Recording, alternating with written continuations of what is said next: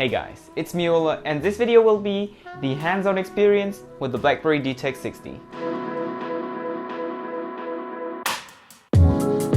But before I begin this video, I really want to thank glove.co.uk for sending me the DTEK60 as a review unit. If it wasn't for them, I wouldn't be able to do so many videos about this device now and in the future. You should definitely check them out on glove.co.uk. They have great phones, the DTEK60 for example, and other Android devices as well as Apple devices. So if you're interested and you need a new phone or another phone, maybe a second phone, then go on glove.co.uk and check them out. And also, the time of recording is the 8th of November, so this will be election day. So maybe if you're watching this video, you already know who will be the president of the United States. So for whoever won, congratulations. But now let's just start with the video. So I got my hands on a BlackBerry DTEK60. It's a very handsome phone. It's very premiumly built. But again, I will group this video into the outside of the device and into the inside of the device. So let's start with the outside. So it has a glass front, a glass back, and an aluminum frame surrounding the whole phone. It feels so premium. It's like one of the most premiumly built phones I've ever had in hands. It feels so nice. The glass is so smooth. You can just constantly touch it because it feels so nice. But of course, those two glass panels have a big downside. It's a 5.5-inch display, and that makes the phone pretty big. And because of those glass panels, it's extremely slippery.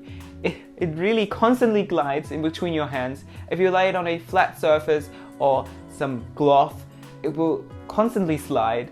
And yeah, that might be a danger with the phone, that you might drop it. But if you're using a phone, of course, that will be gone. But if you're using it caseless, it's a good experience for the touch, for the feel, for the sensitiveness of your skin.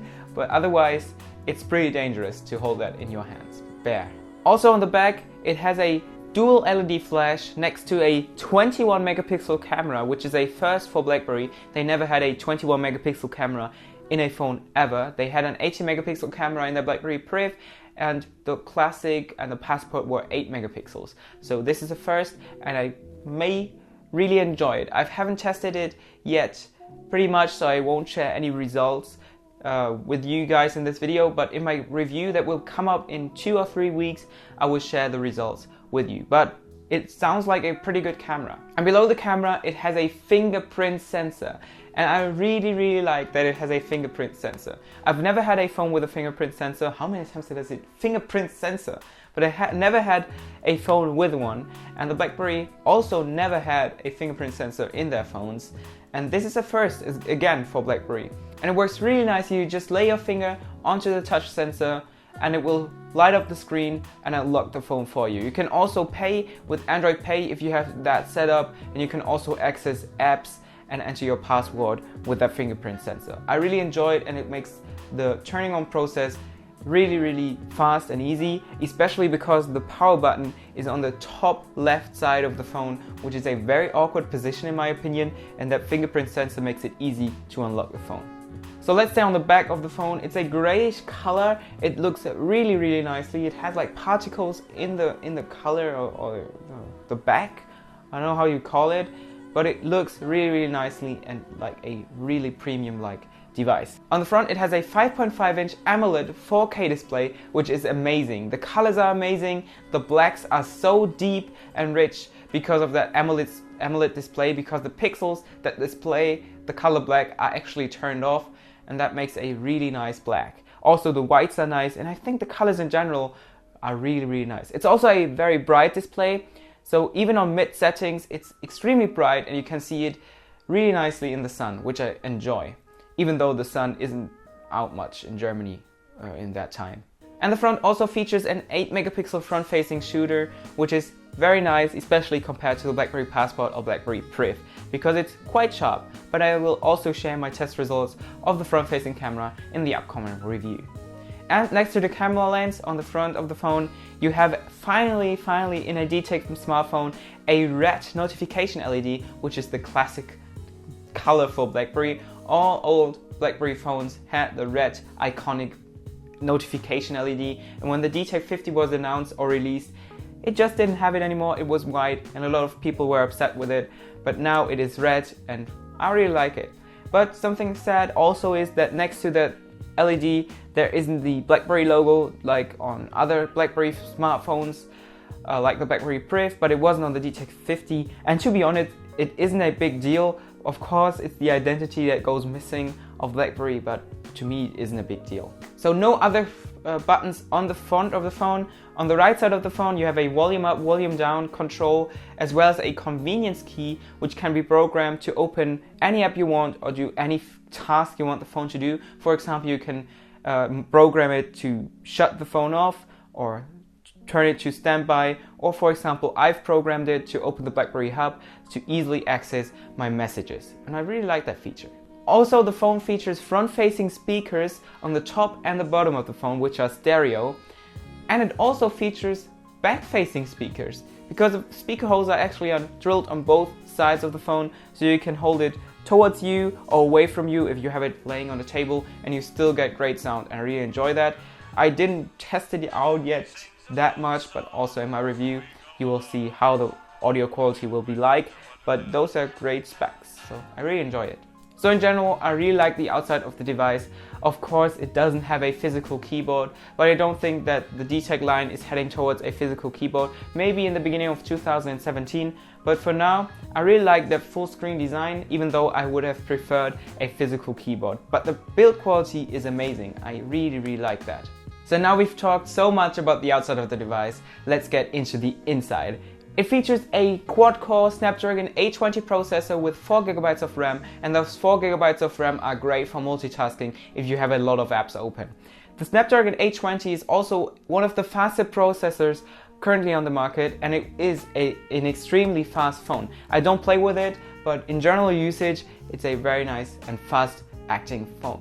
The only problem sometimes is when I was using Snapchat, which I only tried once, it was lagging a bit. Also when I used once when I watched a YouTube video and I wanted to scroll down the notification menu, it lagged, but otherwise I didn't no other lags occurred, and in general it's a very fast phone.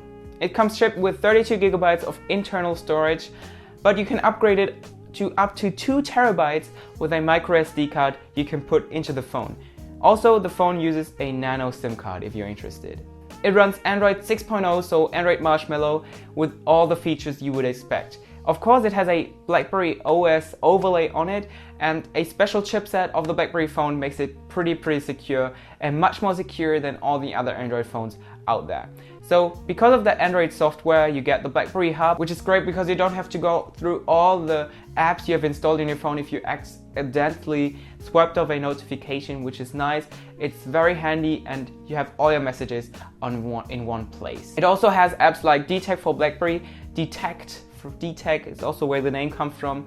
It's an application that is aimed at security, to monitor your security level of your phone, how secure your phone is. You can quickly see if it's optimal or if it's just bad security. So it shows you if you have a screen lock turned on or a password lock, but you can also go into the individual apps to change their app permissions. So you can change, for example, that Instagram accesses your camera if you don't want it to, or you can change that an app uses your location if you don't want it to, and you can also see how many times that location or camera or microphone was accessed.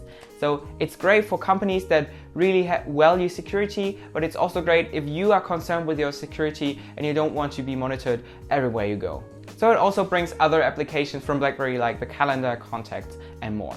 But I will go into that in my review that will be upcoming in 2 or 3 weeks, as I said before. And of course, because you have Android, you have the full access to the Google Play Store, so all the Android apps you want, like Spotify, Snapchat, Instagram, WhatsApp, all apps you want, you can have it on your BlackBerry DTEK60. So what do I say about the DTEK60 by BlackBerry? I think it's a very nice phone. It's very premiumly built, it has such a high quality, and I really enjoy that.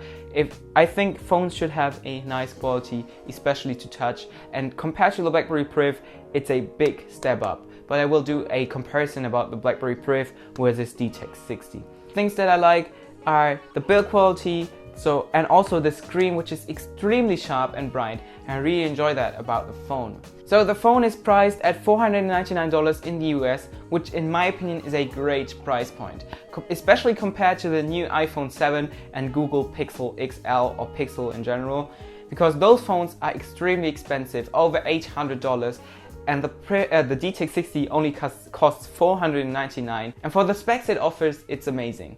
Really. So if you're looking for a very fast, very premiumly built phone and you don't want to pay like $800 for such a phone, I think the BlackBerry DTEK60 is very nice and it's targeted at such users, and I really like that. So that was my quick hands-on with the BlackBerry DTEK60. If you like this video, then make sure you give the video a like. Also leave a comment in the comment section below on what you think about the BlackBerry DTEK60. Also make sure you subscribe to my channel if you want to stay updated with new videos I upload about the BlackBerry DTEK60. And also make sure you follow me on all my social media channels, Instagram, Snapchat, Instagram and Twitter, and my BlackBerry Messenger pin is in the description box below. So see you in my next video. Until then, bye.